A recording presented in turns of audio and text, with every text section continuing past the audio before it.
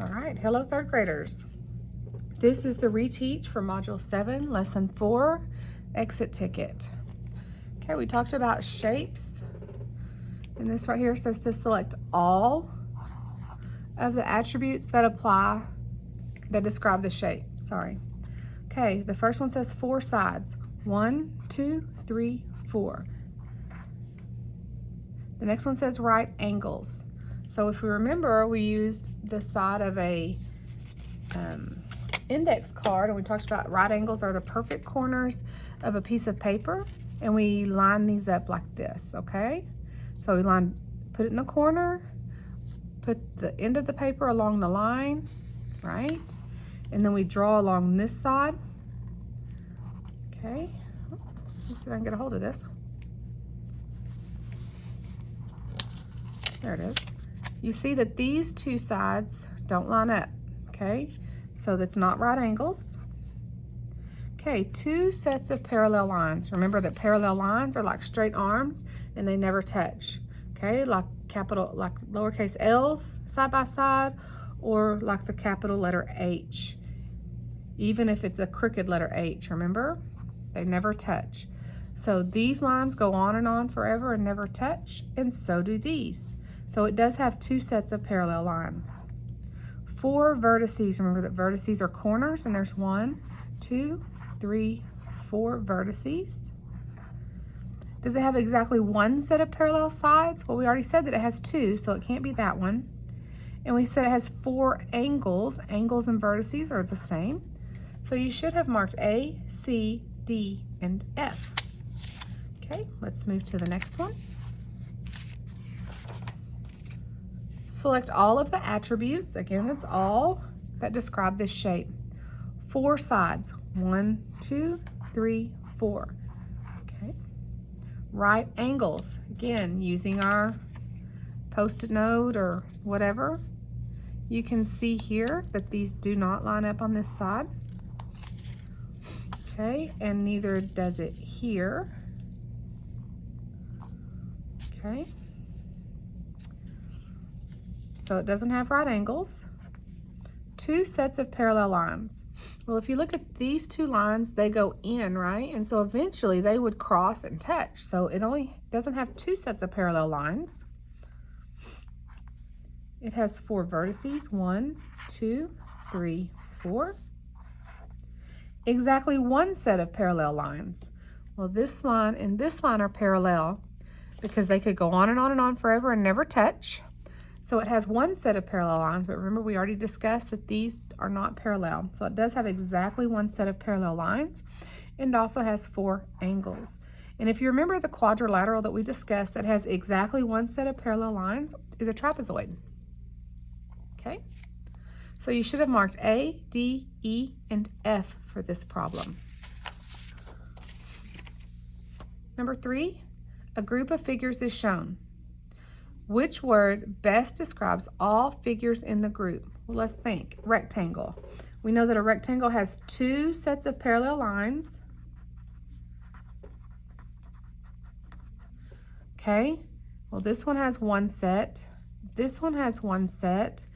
This one has 1 set, but these are not parallel. These are not parallel. And this is not parallel with this one. So it's not a rectangle. Remember that a rhombus, all sides are equal. Well, no, those are not all equal sides. And it also has 2 sets of parallel lines, so it doesn't fit either one of those. A trapezoid. A trapezoid is a quadrilateral with exactly 1 set of parallel lines. Okay, so we've already said that this one and this one are parallel. This one and this one are parallel. And this one and this one are parallel. Okay, so that fits so far. What about a parallelogram? Remember that a parallelogram has 2 sets of parallel lines. This one doesn't fit. The answer is C, trapezoid. Okay, for number 4, you should have used one of these scratch papers. Write the question number. Julio's dad had $945 in his bank account. On Monday, he spent $167 on groceries, and on Tuesday, he spent $189 on groceries. How much money does Julio's dad have left in his bank account? Okay, here's one thing that tricks up several students is that whenever you put the numbers into the computer, you have to make sure to use the proper place value. So this is the ones place, the tens place, and the hundreds place. Okay? So now the first thing we write is our question. And our question is, how much money does he have left? So how much, I'm going to use the symbol for money, is left. Okay, when I'm looking at something that is left, that tells me that I'm subtracting. Okay, I'm going to have to do some subtracting to get to this answer. Okay, then I'm going to read my question again, and remember that every sentence, most every sentence should have something written down about it. So the first sentence says that Julio's dad had $945. So I'm going to write he had $945. That's what he started with. Then it says on Monday, so I'm going to put an M for Monday, he spent, okay, $167. Since he spent, I know that that's subtracting. And then on Tuesday, he spent $189. Okay? So this two-step problem, first I add 167 because both of these are spent. Since they're both the same, I can add those together. So 7 plus 9 is 16, carry my 1. 1 plus 6 is 7, plus 8 is 15, carry my 1. 1, 2, 3, 356.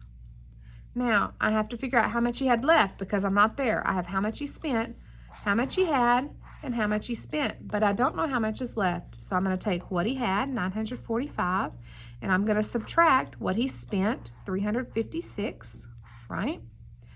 5 minus 6, you can't do that. More on the floor, you have to go next door. So I borrow one of the tens and turn that into 10 ones. So now I have 15. Now 15 minus 6 is 9.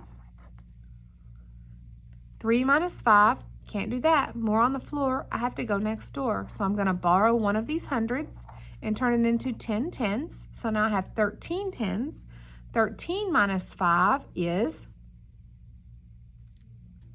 8.